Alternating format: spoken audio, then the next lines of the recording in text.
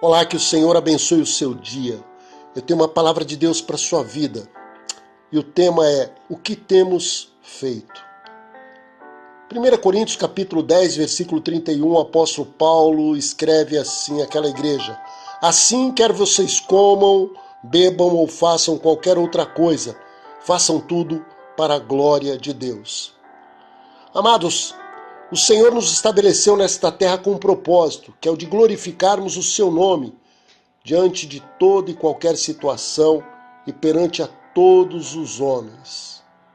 Mais do que possuirmos um rótulo de cristão ou algum documento ou aparência que nos identifique como tais, o que o Senhor deseja de cada um de nós é um estilo de vida que aponte para a existência do Criador.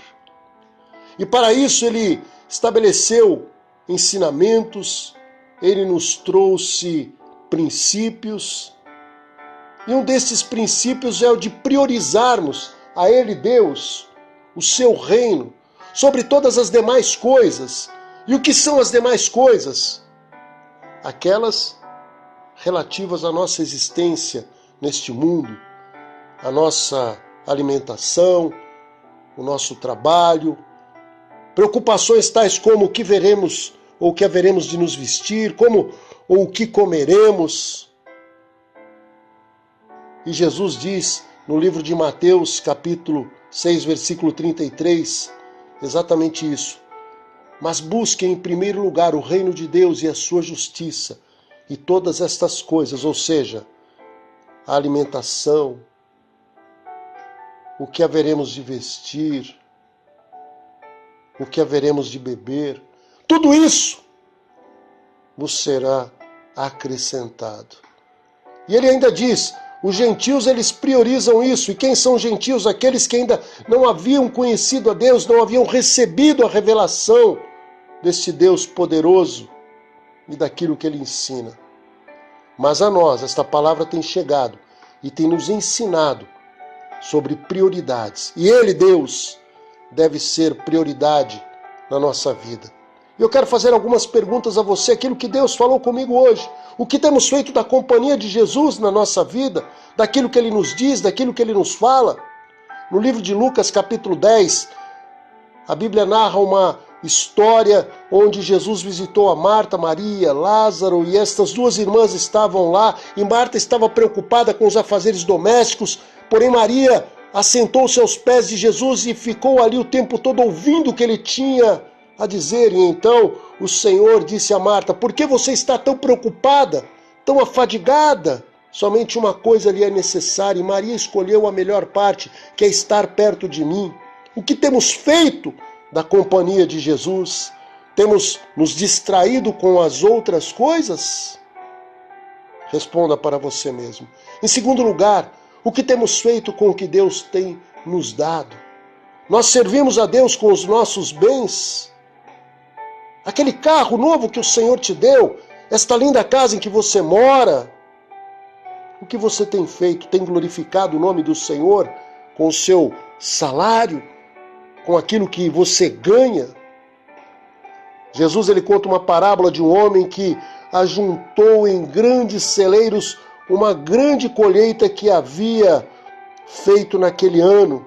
E então ele disse para si mesmo, olhando para todas aquelas coisas: descansa agora, ó alma, come, bebe e folga, porque você tem tudo isto. A sua colheita está guardada e em fartura.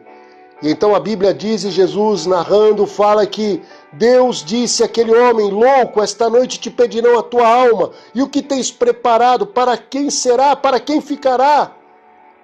Meu querido, assim disse Jesus, é aquele que guarda para si, ajunta tesouros para si, e não é rico para com Deus.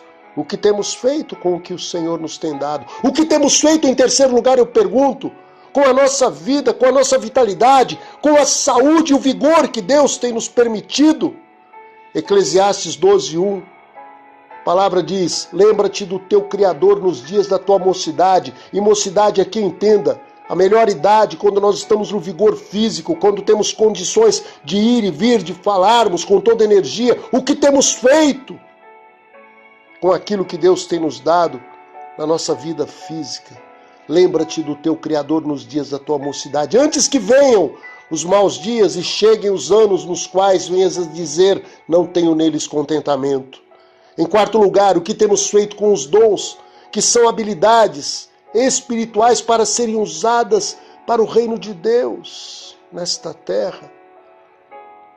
No livro de Mateus, Jesus conta uma história de um homem que saiu do seu país numa viagem e confiou seu negócio a 3 dos seus empregados.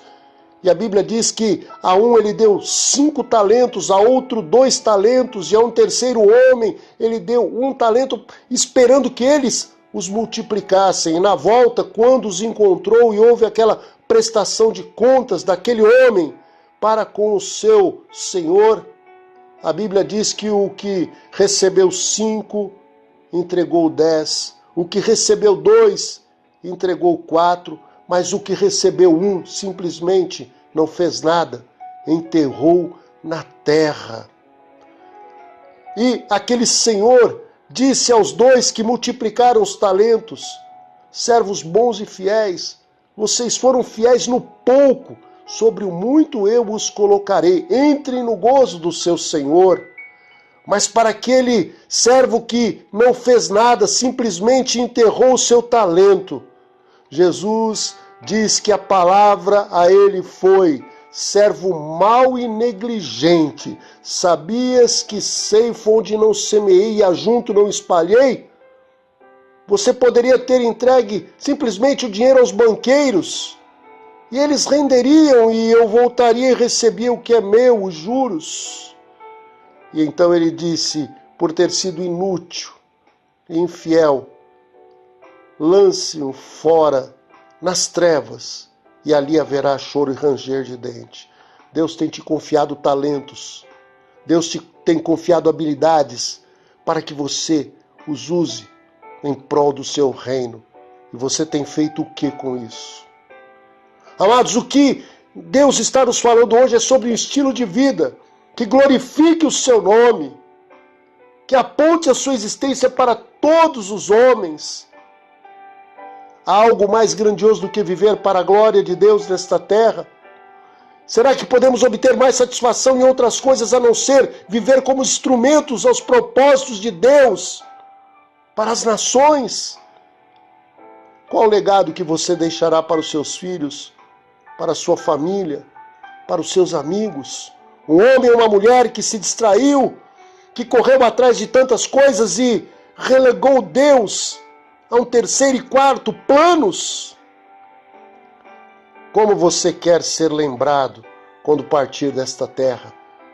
Qual o legado que você deixará? Eu termino dizendo, esta semana eu perdi uma tia muito querida, aos 89 anos, uma mulher que foi próspera financeiramente, materialmente, uma mulher que foi influente na sociedade onde ela viveu, no interior de São Paulo, que marcou a vida de muitas pessoas e de várias formas, mas principalmente no seu sepultamento. O comentário acerca de sua vida foi: ela era uma mulher de Deus. Louvado seja o nome do Senhor. Que nós possamos entender que devemos priorizar o reino, que devemos marcar esta terra de uma forma indelével, por essa intimidade que temos com Deus, e priorizarmos a Ele em nossa vida, porque Ele nos acrescentará tudo aquilo que precisamos. Receba esta palavra, pense e reflita o que temos feito da nossa vida. Que Deus te abençoe e te guarde. Eu te amo em Cristo. Tchau, tchau.